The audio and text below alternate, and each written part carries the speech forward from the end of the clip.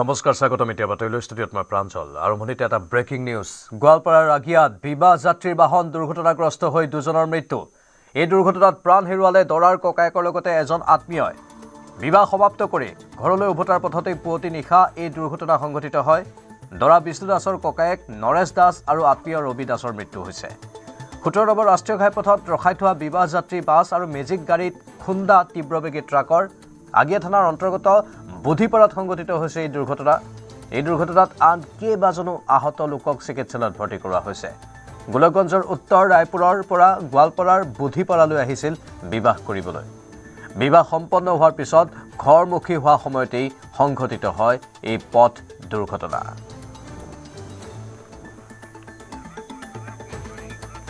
অতি দুৰ্ভাগ্যজনক এক পথ দুৰ্ঘটনা গোৱালপাৰাৰ আগিয়াত বিবাহ যাত্ৰীৰ বাহন দুৰ্ঘটনাগ্ৰস্ত হৈ দুজনৰ মৃত্যু হৈছে এই দুৰ্ঘটনাত প্ৰাণ হেৰুৱালে দৰাৰ ককায়েকৰ লগতে এজন আত্মীয়ই বিবাহ সমাপ্ত কৰি ঘৰলৈ উভতাৰ পথতে পুৱতি নিশা এই দুৰ্ঘটনা সংঘটিত হয় দৰা বিষ্ণু দাসৰ ককায়েক নৰেশ দাস আৰু আত্মীয় ৰবি দাসৰ মৃত্যু হৈছে শোকাকুল পৰিৱেশ পৰিয়ালৰ লগতে ওচৰ চুবুৰীয়া আৰু সম্পৰ্কীয় ব্যক্তিসকলৰ ১৭ নম্বৰ ৰাষ্ট্ৰীয় ঘাইপথত ৰখাই থোৱা বিবাহ যাত্ৰীৰ বাছ আৰু মেজিক গাড়ীত খুন্দা তীব্ৰবেগী ট্ৰাকৰ আগিয়া থানাৰ অন্তৰ্গত বুধিপাৰাত সংঘটিত হৈছে এই দুৰ্ঘটনা আন কেইবাজনো আহত লোকক চিকিৎসালয়ত ভৰ্তি কৰোৱা হৈছে দুৰ্ঘটনাগ্ৰস্ত সেই বিবাহ যাত্ৰীৰ বাছখন দেখুৱাইছোঁ গোলকগঞ্জৰ উত্তৰ ৰায়পুৰৰ পৰা গোৱালপাৰাৰ বুধিপাৰালৈ আহিছিল বিবাহ কৰিবলৈ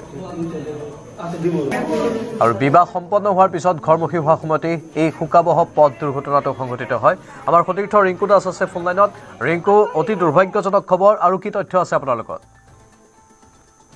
হয় প্ৰাঞ্জল ক'ব লাগিব গোৱালপাৰা জিলাৰ আগিয়া থানাৰ অন্তৰ্গত বুধিপাৰাত এক ভয়ংকৰ পথ দুৰ্ঘটনা সংঘটিত হয় ১৭ নং ৰাষ্ট্ৰীয় ঘাইপথত ৰখাই থোৱা বিবাহ যাত্ৰী বাছ আৰু মেজিকক ট্ৰাকৰ খুন্দাৰ ফলত প্ৰায় দুজন লোক নিহত হ'ব লগা হয় আৰু প্ৰায় ২৫ জনৰ অধিক লোক আহত হ'ব লগা হয় জানিব পৰা মতে তেওঁলোকে ধুবুৰী জিলাৰ গোলকগঞ্জ উত্তৰ ৰায়পুৰৰ পৰা তেওঁলোকে গোৱালপাৰা জিলাৰ আগিয়াৰ বুধিপাৰাত তেওঁলোকে বিবাহৰ বাবে আহিছিল আৰু বিবাহ সম্পূৰ্ণ কৰি তেওঁলোকে উভতি যোৱা পথত যি বিবাহ যাত্ৰী বাছখন আৰু যি গাড়ীখন ইতিমধ্যে তাত ৰৈ আছিল আৰু পিছপিনৰ পৰা আহি যি ট্ৰাকৰ খুন্দাৰ ফলত প্ৰায় দুজন লোক ইতিমধ্যে মৃত্যুৰ মুখত পৰিব লগা হৈছে আৰু মৃত দুজন আমি অসম নৰ্থ ইষ্ট জনাব বিচাৰিছো নৰেশ দাস আৰু ৰবি দাস বুলি জানিব পৰা গৈছে আৰু যি দৰা ককায়েক ইতিমধ্যে বিষ্ণু দাসৰ ইতিমধ্যে এই থিতাতে ইয়াত মৃত্যুৰ মুখত পৰিবলগীয়া হৈছে আৰু ক'বলৈ শোকাকুল পৰিৱেশে বিৰাজ কৰিছে যি ১৭ নং ৰাষ্ট্ৰীয় ঘাইপথৰ যি বুধিপাৰা অঞ্চলত আজি পুৱতি নিশা এই ভয়াৱহ দুৰ্ঘটনা সংঘটিত হয় আৰু ততালিকে দেখিবলৈ পোৱা গৈছে আৰক্ষীৰ লোক আহি পেলাই যে আহতসকলক গোৱালপাৰা অসামৰিক চিকিৎসালয়ত ইতিমধ্যে প্ৰেৰণ কৰিছিল আৰু তাৰ কেইবাজনৰ লোকৰ অৱস্থা এতিয়া সংকটজনক বুলি জানিব পৰা গৈছে তেওঁলোকক গুৱাহাটী যি মেডিকেল কলেজে প্ৰেৰণ কৰিছে হয় আপুনি লাইনত থাকক কিছু সময় কিছু ভইচও আছে আমি শুনাই ল'ব বিচাৰিছোঁ গাড়ীত বিয়া কৰিব আহিছিলোঁ আহি পিনে তাতে আমি গোলগঞ্জৰ পৰা ধুবুৰী ডিষ্ট্ৰিক্ট গোলগঞ্জৰ পৰা বিয়া কৰিব আহিছোঁ তাতে কিবা একটা জেং লাগিল বিয়া বাৰীতে সমাধান কি পুলিচে আহিলে পুলিচক ফোন কৰিছিলে পুলিচে আহিলে অহাৰ পিছত সিহঁতক হাল্লা বন্ধ কৰিলোঁ আৰু আমি কি কৰিলোঁ সৰু গাড়ী এটা গাড়ীটো লৈ আহিলোঁ আগত ওলাই আহিলোঁ দৰা কইনা লৈ আহিলোঁ আৰু দুটা মেজিকটো আৰু এই বাছটো মানুহবিলাকে উঠাব লাগিব উঠাই পিনে আহিছে পুলিচে জবৰদস্তি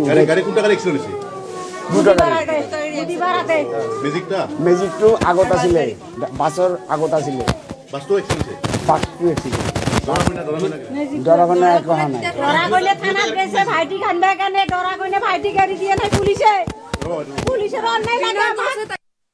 অন্য কিছু কথাও আছে সেইখিনি কথা ৰিংকু দাস আমি পৰৱৰ্তী সময়ত বুজ ল'ম আৰক্ষী কথা যিহেতু আহিছে কিন্তু আহতসকলৰ অৱস্থা কেনেকুৱা ৰিংকু বৰ্তমান হয় প্ৰাঞ্জল ক'ব লাগিব আমি জনাই আছো যে দুজন লোক ইতিমধ্যে নিহত হৈছে আৰু ২৫ জনৰ লোক ইতিমধ্যে আহত হৈছে তাৰে কিন্তু কেইবাজনৰ অৱস্থা সংকটজনক বুলি জানিব পৰা গৈছে আৰু সেই লোকসকলক ইতিমধ্যে গুৱাহাটীলৈ প্ৰেৰণ কৰা বুলি আমি জানিব পাৰিছোঁ ক'ব লাগিব অতি ভয়াৱহ দুৰ্ঘটনা বুলি ক'ব লাগিব আজি যি ধুবুৰী জিলাৰ ৰায়পুৰৰ পৰা ইতিমধ্যে গোলকগঞ্জৰ ৰায়পুৰৰ পৰা তেওঁলোকে বিবাহৰ বাবে আহিছিল যি বিবাহ সম্পূৰ্ণ কৰি তেওঁলোকে উভতা পথত কিন্তু ক'ব লাগিব এই ভয়াৱহ দুৰ্ঘটনাটো সংঘটিত হয় আৰু 25জন লোক ইতিমধ্যে আহত হৈছে। সেই আহতসকলক গোৱালপাৰা অসামৰিক চিকিৎসালয়ত ইতিমধ্যে প্ৰেৰণ কৰিছে আৰু যিসকল লোকৰ অৱস্থাটো সংকটজনক তেওঁলোকক ইতিমধ্যে গুৱাহাটীলৈ প্ৰেৰণ কৰা বুলি জানিব পৰা গৈছে। ধন্যবাদ ৰিংকু।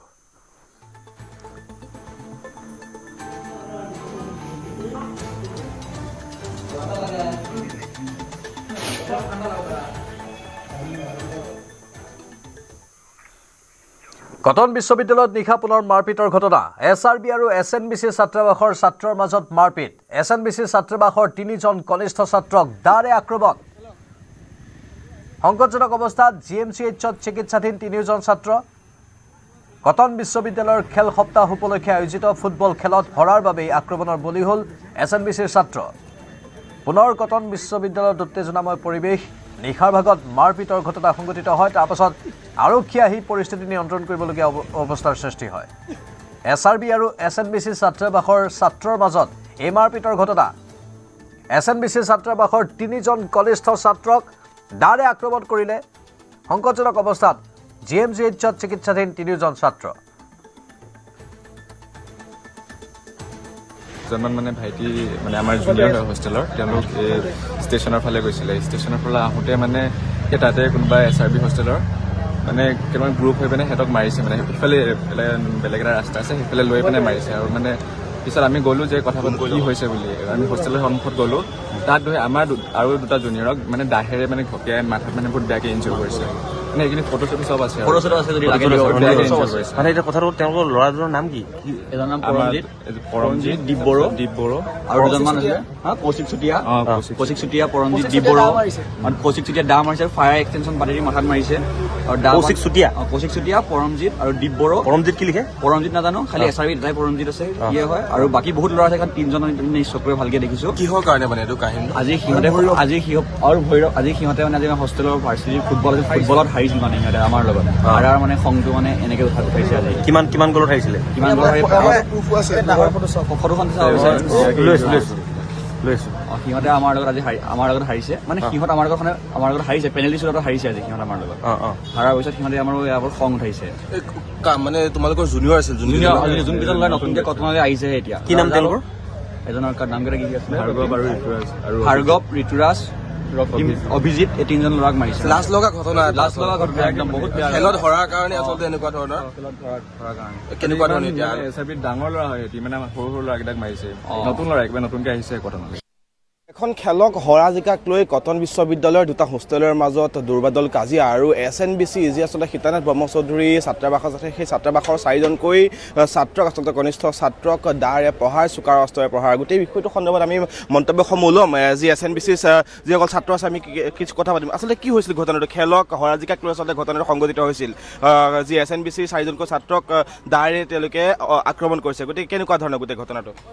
আজি আমাৰ ভাৰ্চিটি উইকৰ ফুটবল মেচ আছিল হোষ্টেলৰ লগত। হোষ্টেলৰ মেচ আয়ুৰ্বেদিক ফিল্ডত হৈছিল। তাত আমাৰ যোনখন হোষ্টেলে আমাক পঢ়াৰ কৰিছে তেওঁলোকৰ লগত আমাৰ মেচো নাছিল। আমাৰ বেলেগ এখন হোষ্টেলৰ মেচ চলি থাকোঁতে পেনাল্টি হৈ থকা সময়তে আমাৰ এজন প্লেয়াৰক পিছৰ পৰা তেওঁলোকে এটেক কৰিছিলে, বহুত বেয়াকৈ এটেক কৰিছে। লগালগ আমি মেডিকেলো পঠিয়াই দিছোঁ তেওঁক।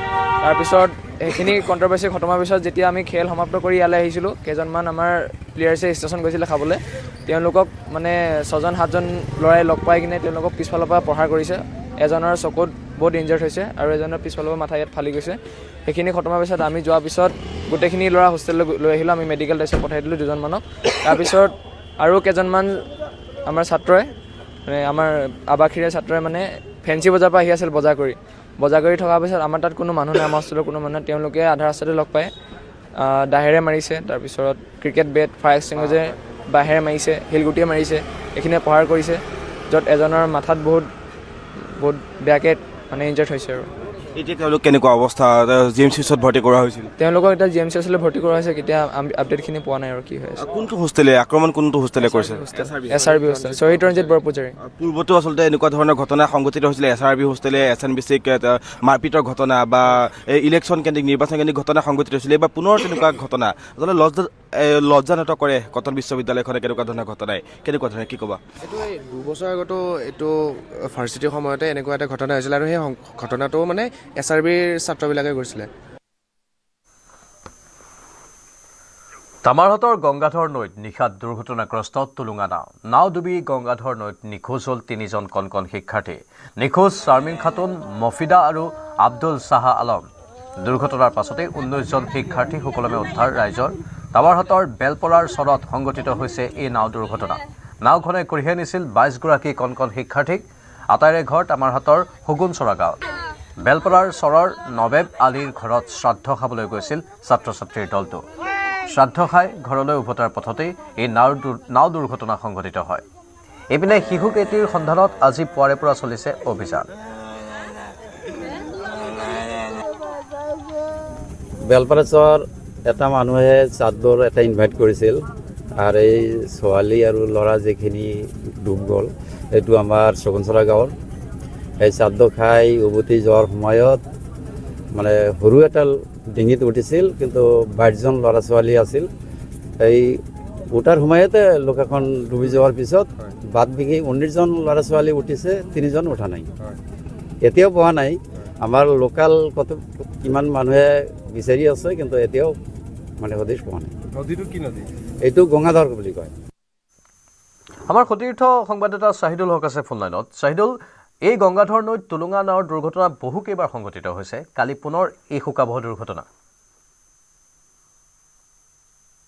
হয় প্ৰাঞ্জল আচলতে কালিৰ সন্ধিয়াৰ ভাগত যি ঘটনাটো সংঘটিত হ'ল গংগাধৰ নদীত টুলুঙা নাও বুৰি যি এক দুৰ্ঘটনা সংঘটিত হ'ল এই দুৰ্ঘটনাত অঞ্চলখনত এক খৰচা পৰিছে কাৰণ 22গৰাকীকৈ ছাত্ৰ কণ ছাত্ৰ ছাত্ৰীলৈ যি আদ্যশ্ৰাদ্ধ খাবলৈ গৈছিলে সেই আদ্যশ্ৰাদ্ধ খাই যেতিয়া উভতি আহিছিলে এই গংগাধৰ নদীৰ মাজভাগত এই যি নাও টুলুঙা নাওখন বুৰি যোৱাৰ পিছতে 19গৰাকীকৈ ছাত্ৰ ছাত্ৰীক উদ্ধাৰ কৰা হৈছিলে যদিও স্থানীয় ৰাইজে উদ্ধাৰ কৰিছিলে যদিও 3গৰাকী ছাত্ৰী কিন্তু উদ্ধাৰ কৰিব পৰা নাছিলে নিৰ্দেশ হৈ আছে বৰ্তমানলৈকেও নিৰ্দেশ হৈ আছে আৰু এই ছাত্ৰ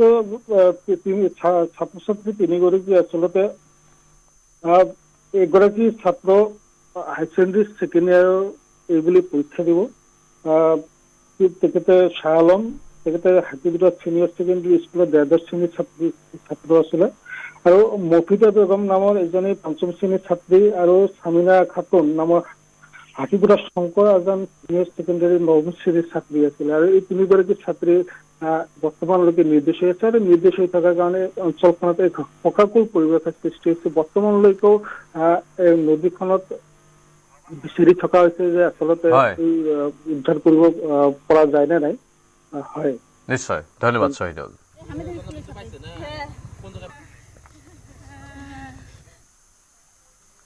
গুৱাহাটীৰ পাছত শিৱসাগৰত ইউনিছ তামুলীৰ বিৰুদ্ধে এজাহাৰ জাতীয় সংগ্ৰামী সেনা অসমে দাখিল কৰে এজাহাৰ শিৱসাগৰ সদৰ থানাত দাখিল কৰে এজাহাৰ ইউনিছে শিৱসাগৰৰ সম্প্ৰীতি নষ্ট কৰিবলৈ চেষ্টা কৰাৰ অভিযোগ ইউনিছৰ বিৰুদ্ধে আৰক্ষীক ব্যৱস্থা ল'বলৈ দাবী সংগঠনটোৰ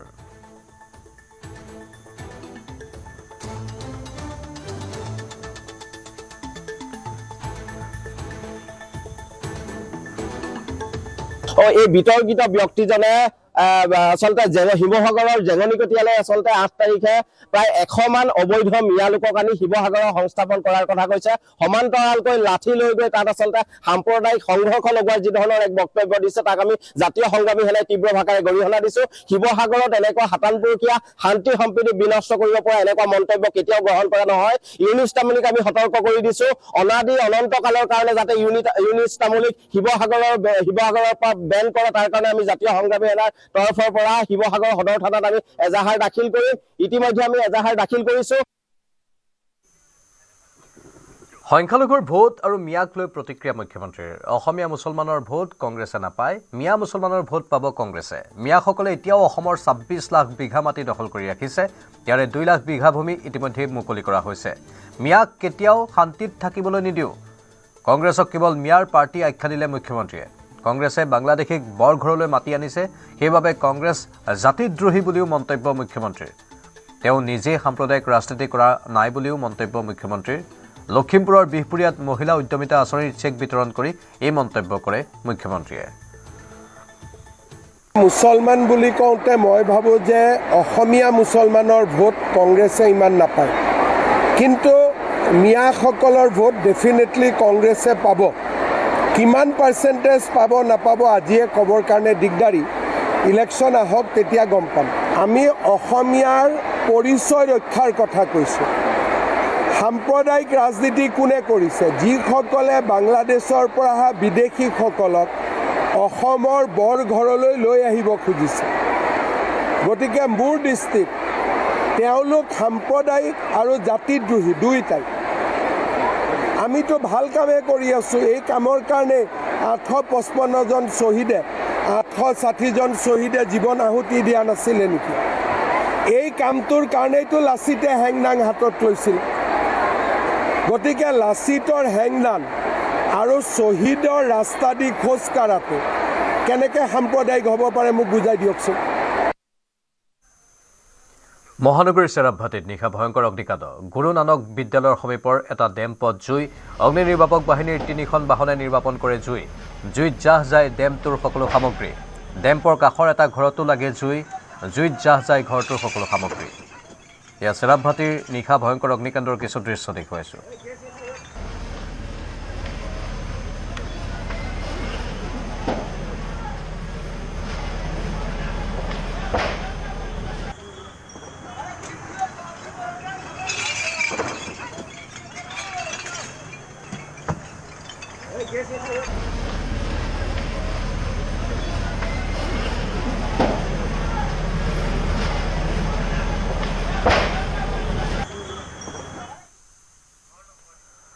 যুৱতীক অশ্লীল প্ৰস্তাৱ দি নিলম্বিত আচ্ছা নেতা দীপজ্যোতি চাওৰাক নিলম্বন আচ্ছাৰ বোকাখাত শাখাৰ সহকাৰী সম্পাদক দীপজ্যোতি এগৰাকী যুৱতীক অশ্লীল মেছেজ প্ৰেৰণ কৰাৰ অভিযোগ যুৱতীগৰাকীৰ অভিযোগৰ ভিত্তিত নিলম্বিত Dipjyoti Chaura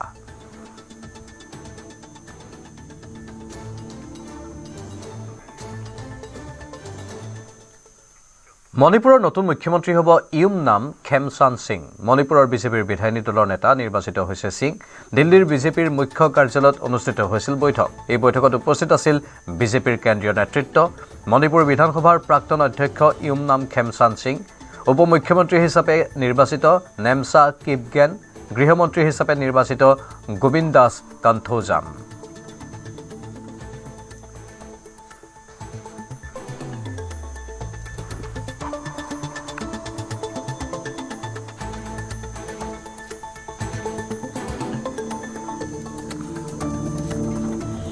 No, it's good that we are going to have a elected government, popular government, and it's a long due.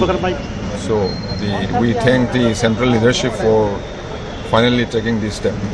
How do you see, because this is a long conflict in Manipur, there is a lot of internal things is going on.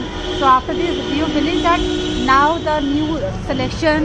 No, every problem has a solution. So I think with the guidance of the central leadership and the new ministry, under the leadership of Mr. Yumnam Khemchan, I think we will find solution. 2017 আৰু 2022 চনৰ মণিপুৰ বিধানসভা নিৰ্বাচনত জিকি সিংজামে সমষ্টিৰ দুবাৰৰ বিধায়ক হৈছিল ইউমনাম খেমচান সিং 2017 চনৰ পৰা 2022 চনলৈ মণিপুৰ বিধানসভাৰ অধ্যক্ষ হিচাপেও কাৰ্যনিৰ্বাহ কৰিছিল সিঙে পৰৱৰ্তী সময়ত বীৰেন সিং মন্ত্ৰীসভাৰ মন্ত্ৰীও হৈছিল তেওঁ কেবিনেট মন্ত্ৰী হিচাপে সিঙে পৌৰ প্ৰশাসন আৰু গৃহ নিৰ্মাণ উন্নয়ন গ্ৰাম্য উন্নয়ন আৰু পঞ্চায়তী ৰাজ লগতে শিক্ষাকে ধৰি মূল বিভাগসমূহৰ দায়িত্বত আছিল 2025 চনৰ ফেব্ৰুৱাৰী মাহত ৰাষ্ট্ৰপতিৰ শাসন জাৰি নোহোৱালৈকে তেওঁ দায়িত্বত আছিল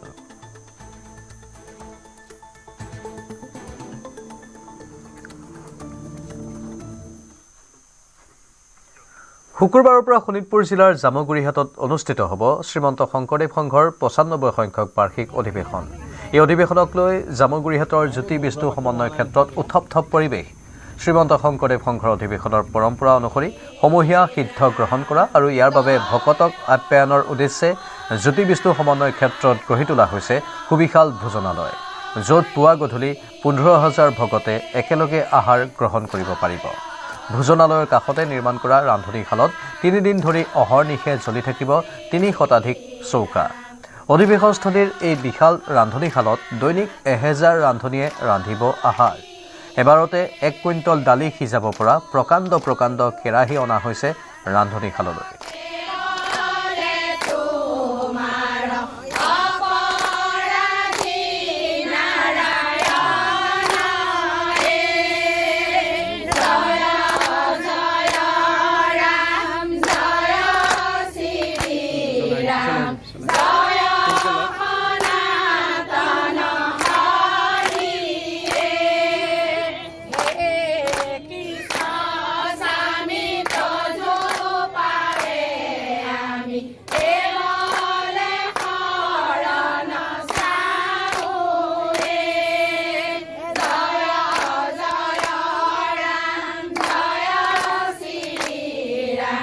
হয়, শুক্ৰবাৰৰ পৰা অনুষ্ঠিত হ'ব শ্ৰীমন্ত শংকৰদেৱ সংঘৰ 95 সংখ্যক বাৰ্ষিক অধিৱেশন। আৰু এই অধিৱেশনক কেন্দ্ৰ কৰি এতিয়া দেখিবলৈ পোৱা গৈছে যে জামুগুৰিহাটৰ জ্যোতি বিষ্ণু সমন্বয় ক্ষেত্ৰত এতিয়া প্ৰস্তুতি পূৰ্ণদমে চলি আছে। আৰু এই মুহূৰ্তত মই যি ৰন্ধনশাল, সেই ৰন্ধনশালত উপস্থিত আছো আৰু মোৰ সহযোগীয়ে দেখুৱাইছে ইয়াত 302টা চৌকা খন্দা হৈছে। আৰু সমান্তৰালভাৱে ইয়াত দেখিবলৈ পোৱা গৈছে যে যিসমূহ খৰি খেৰ যিসমূহ প্ৰয়োজন হ'ব সেই সকলোবোৰ ইয়াত মজুত কৰি ৰখা হৈছে। আৰু কাষতে আছে যি ভঁৰাল, য'ত যি চাউল দাইলসমূহ আচলতে জমা কৰি থোৱা হ'ব আৰু তাৰ পৰাই আনি ইয়াৰ এই ৰন্ধনশালত আচলতে যিসমূহ খাদ্য প্ৰস্তুত হ'ব তাৰ কাষতে থকা যি ভোজনালয়, সেই ভোজনালয়ত আপ্যায়ন কৰা হ'ব ভকত আৰু আইমাতৃসকলক। আৰু আমি আমাৰ যি অধিৱেশনৰ প্ৰস্তুতি ইয়াত প্ৰায় 95% কাম সম্পূৰ্ণ হৈ গৈছে।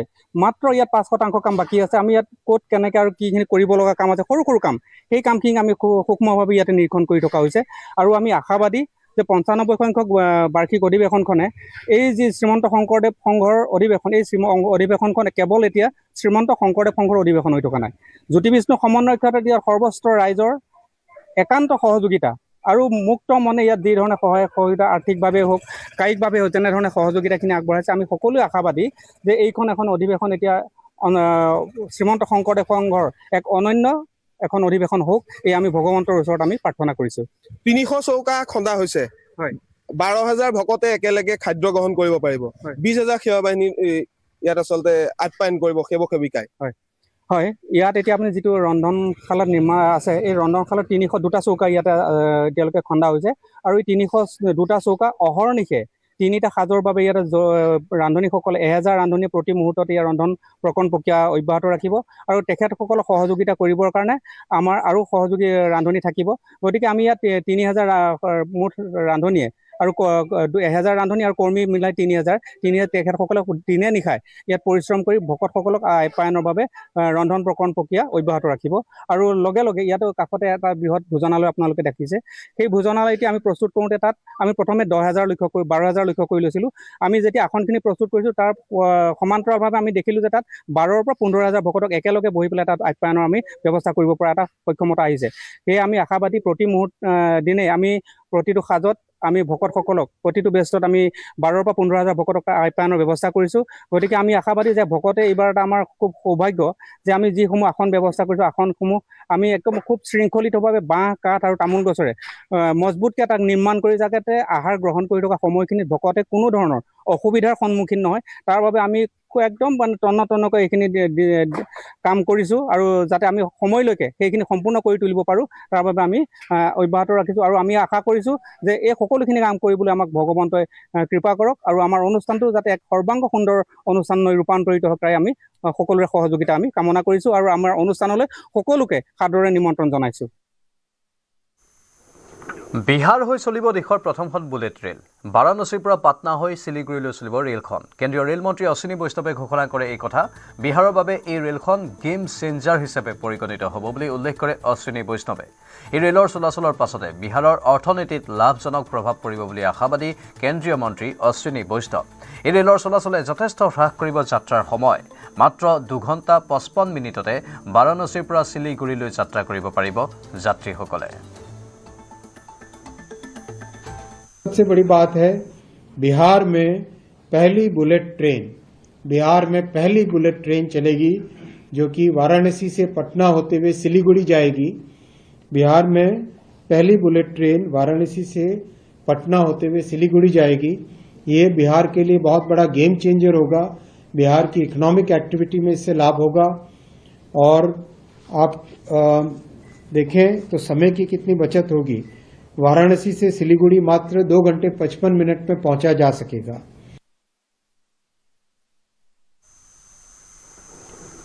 ভাৰতৰ টকাৰে চলি আছে পাকিস্তান ক্ৰিকেট বোৰ্ড। কথাটো শুনাত আচৰিত হ'লেও খুদ পাকিস্তানৰ প্ৰাক্তন ক্ৰিকেটাৰ তথা পাকিস্তান ক্ৰিকেট বোৰ্ডৰ প্ৰাক্তন অধ্যক্ষ ৰামিজ ৰাজাই প্ৰকাশ কৰিছে এই কথা। তেওঁ স্পষ্টকৈ উল্লেখ কৰিছে যে ICCৰ ধনৰ ওপৰত 50% নিৰ্ভৰশীল পাকিস্তান ক্ৰিকেট বোৰ্ড আৰু ICCৰ 90% ধন আহে ভাৰতৰ পৰা। কাইলৈ যদি ভাৰতৰ প্ৰধানমন্ত্ৰীয়ে কয় ভাৰতে আৰু PCBক বুজি নিদিয়ে তেন্তে আমাৰ বোৰ্ড ভাঙি যাব পাৰে। এই কথা মুকলিকৈ স্বীকাৰ কৰিলে ৰামিজ ৰাজাই।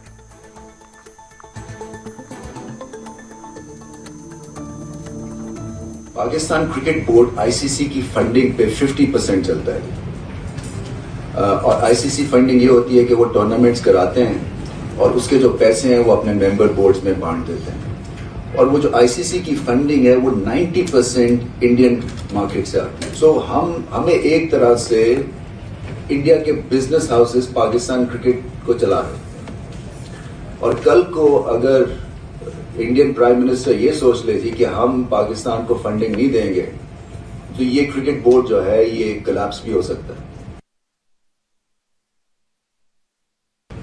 पाकिस्तान क्रिकेट बोर्ड आईसीसी की फंडिंग पे 50% चलता है और आईसीसी फंडिंग ये होती है कि वो टूर्नामेंट्स कराते हैं और उसके जो पैसे हैं वो अपने मेंबर बोर्ड्स में बांट देते हैं और वो जो आईसीसी की फंडिंग है वो 90% इंडियन मार्केट से आती है। सो हमें एक तरह से इंडिया के बिजनेस हाउसेस पाकिस्तान क्रिकेट को चला रहे हैं और कल को अगर इंडियन प्राइम मिनिस्टर ये सोच लेती कि हम पाकिस्तान को फंडिंग नहीं देंगे तो ये क्रिकेट बोर्ड जो है ये कोलैप्स भी हो सकता है।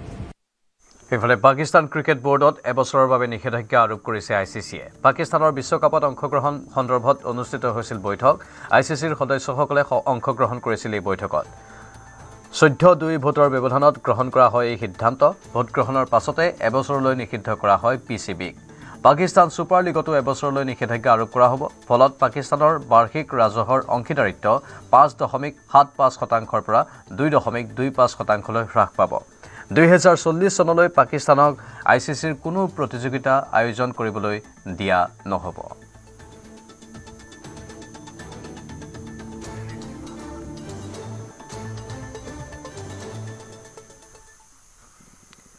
চীনত আৰম্ভ উৰণীয়া টেক্সিৰ যুগ। চীনৰ দুটা কোম্পানীয়ে লাভ কৰিছে উৰণীয়া টেক্সিৰ অনুজ্ঞাপত্ৰ। চীনে পাইলটবিহীন বৈদ্যুতিক উৰণীয়া টেক্সিৰ বাণিজ্যিক পৰিচালনাৰ বাবে আনুষ্ঠানিকভাৱে অনুমোদন জনাইছে, যি পদক্ষেপ এক মাইলৰ খুঁটি হিচাপে পৰিগণিত হৈছে। অতি শীঘ্ৰেই চীনত দেখা যাব এই উৰণীয়া টেক্সিৰ চলাচল, যি বিশ্বৰ ভিতৰতেই প্ৰথম। এই ইহেং EH216S উৰণীয়া টেক্সি 16টা প্ৰপেলাৰযুক্ত দুজনীয়া বাহন, যিয়ে 130 কিলোমিটাৰ প্ৰতি ঘণ্টাত গতি কৰিব পাৰে। 100 কিলোমিটাৰ প্ৰতি ঘণ্টাত উৰণ সম্পন্ন কৰিব পাৰে। প্ৰায় 30 পৰা 35 কিলোমিটাৰ ৰেঞ্জ অতিক্ৰম কৰিব পাৰিব এই উৰণীয়া টেক্সিয়ে। পৰ্যটন আৰু কম দূৰত্বৰ আকাশী যাতায়াতৰ বাবে প্ৰাৰম্ভিকভাৱে ইয়াক ব্যৱহাৰ কৰা হ'ব। প্ৰয়োজনীয় পৰীক্ষাসমূহত উত্তীৰ্ণ হৈ এই বাহনসমূহ পাইলট অবিহনে চলাব পৰাটো নিশ্চিত হৈছে। স্থল যাতায়াত হ্ৰাস কৰি নতুন পৰিবহণ আন্তঃগাঁথনি গঢ়ি তোলাৰ লক্ষ্যৰে এই বৃহৎ পদক্ষেপ গ্ৰহণ কৰিছে দেশখনে। প্ৰাৰম্ভিক অৱস্থাত যদিও এই বাহনসমূহক পৰ্যটনত ব্যৱহাৰৰ বাবে অনুমতি প্ৰদান কৰা হৈছে, পাছলৈ সাধাৰণ দৈনন্দিন পৰিবহণৰ পদ্ধতিত ইয়াক উন্নীত কৰা হ'ব। এই বাহনৰ মূল্য 2.3 মিলিয়ন ইউৱান অৰ্থাৎ ভাৰতীয় মূল্যত প্ৰায় 3.11 লাখ টকা।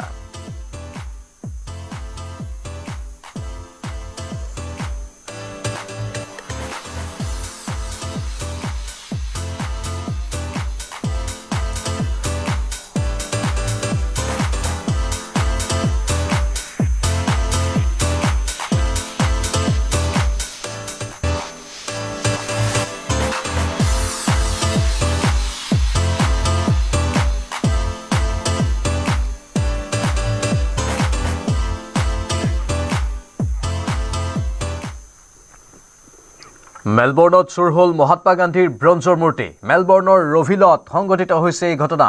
অষ্ট্ৰেলিয়ান ইণ্ডিয়ান কমিউনিটি চেণ্টাৰৰ পৰা চুৰি হ'ল মূৰ্তিটো। ICCR দিল্লীয়ে উপহাৰ দিছিল এই মূৰ্তি।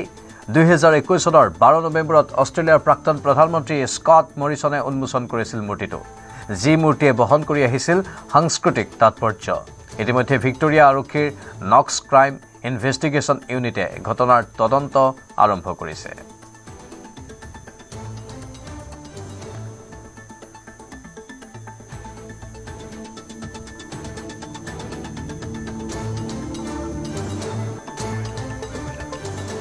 মেলবৰ্ণত মহাত্মা গান্ধীৰ ব্ৰঞ্জৰ মূৰ্তি চুৰ হৈছে আৰু তাৰ পাছতে প্ৰতিক্ৰিয়া। মেলবৰ্ণৰ ৰভিলত সংঘটিত হৈছে এই ঘটনা। অষ্ট্ৰেলিয়ান ইণ্ডিয়ান কমিউনিটি চেণ্টাৰৰ পৰা চুৰ হ'ল এই মূৰ্তিটো। ICCR দিল্লীয়ে উপহাৰ দিছিল এই মূৰ্তি। 2021 চনৰ 12 নৱেম্বৰত অষ্ট্ৰেলিয়াৰ প্ৰাক্তন প্ৰধানমন্ত্ৰী স্কট মৰিছনে উন্মোচন কৰিছিল মূৰ্তিটো, যি মূৰ্তিয়ে বহন কৰি আহিছিল সাংস্কৃতিক তাৎপৰ্য। ইতিমধ্যে ভিক্টোৰিয়া আৰক্ষীৰ নক্স ক্ৰাইম ইনভেষ্টিগেশ্যন ইউনিটে ঘটনাৰ তদন্ত আৰম্ভ কৰিছে কিন্তু এটা মূৰ্তি চুৰ হৈ যোৱা ঘটনাই বহুকেইটা প্ৰশ্নৰ উত্থাপন কৰিছে